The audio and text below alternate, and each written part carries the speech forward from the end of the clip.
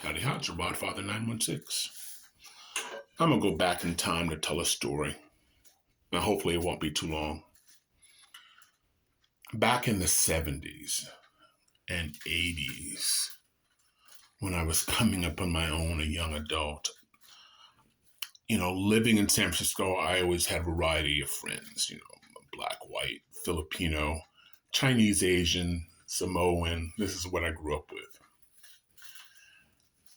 However, if you were a white girl who wasn't a size 4, you struggled. Was an issue for my Samoan, Tongan friends, my Hispanic friends, and black people. We appreciate a thick girl, a curvy girl, as they call them today. But if you were a white girl and was large, for the most part, it was sad. Now, before you get mad at me, I don't know every white girl. Different parts of the country, like the South, big girls are kind of in, big white girls are in. But on the West Coast, East Coast, if you're thick white, and this is the 70s, early 80s. I remember one good friend, and I hate to say this, but she was a beautiful girl. She had a boyfriend she'd only see at night, if you know what I mean. He even told her straight up, he was an absolute pig. I can't be seen with you in the daytime. So he was only available after 10 o'clock. And like the last video I gave you, she sort of hoped that he would turn around, but she had a baby by him and she suffered because she wanted him to be different. Period. I don't know what happened to her, but just sad. And people do this, men and women do this.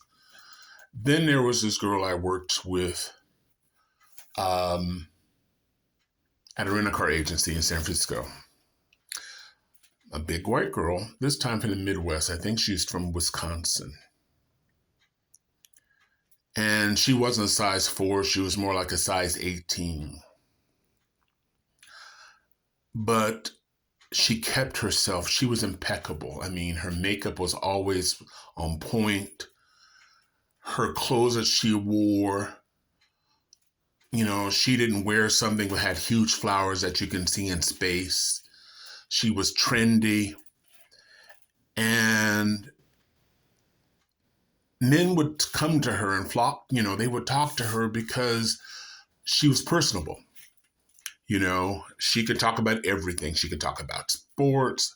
I don't know if she studied men or whatever, but she was available to talk about anything. She was approachable. Meanwhile, my coworkers, who were size 4, 6, and maybe a little larger, they made fun of her. I'd be in the room eating a sandwich and they'd be in a corner talking about her and giving her a side eye. But really and truly, they was jealous of her because the delivery people, even some of the customers who'd come up, male customers would talk to her. And, and these girls, one was really trying hard. They sent her home because she had her breastises out,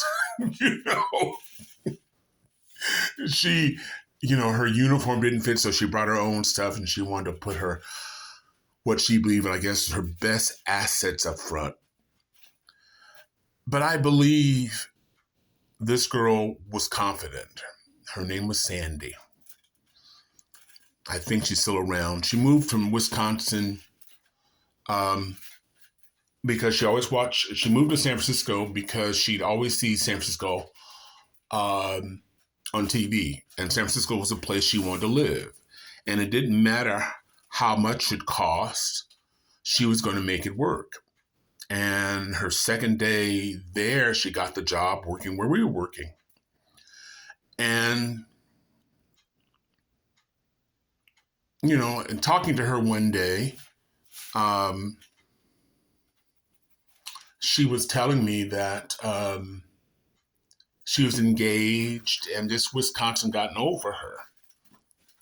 But she'd only be in San Francisco maybe 4 years because she wanted to live in Europe. She didn't know how she was going to do it, but she was going to make it happen. She didn't come from a wealthy family. She came from a family um, in agriculture. You know, they had farms. Her family had farms, but she was going to make it work. And she met my wife back in the day. And my wife, who also wasn't a thin stick figure, you know, she said she liked my wife, and she remembered them going to Chippendales. And she said that while the men were attractive, none of them could help birth their kids because I was in the room when my kids were born. My last child was born at home, not intentionally. She decided she didn't want to go to the hospital, and she delivered herself basically on the sofa, on our living room sofa. We've since burned that sofa.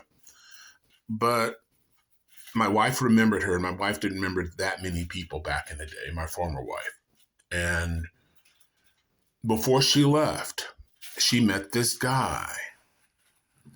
And this guy had a lot of money. Now, ask me how she met him, I don't know. But she liked him.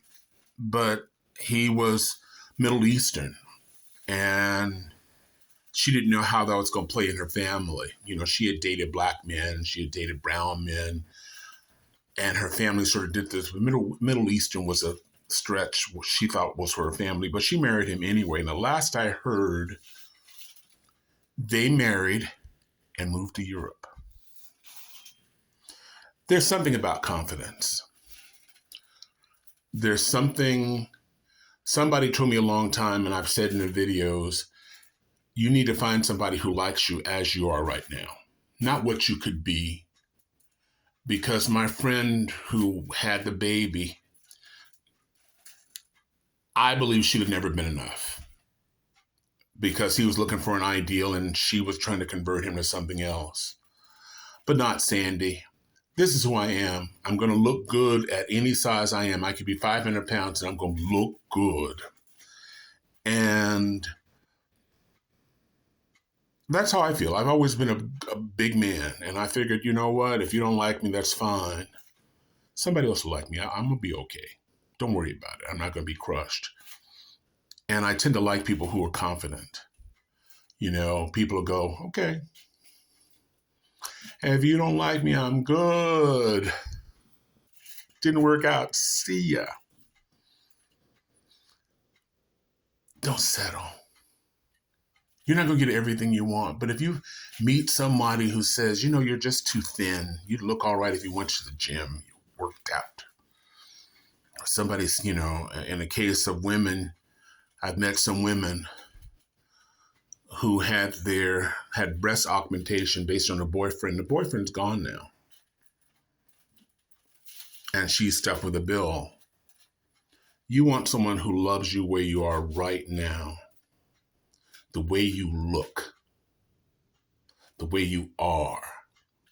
If they ask you to alter who you are and say, well, you know what? You'd be good if you look like this video vixen over here.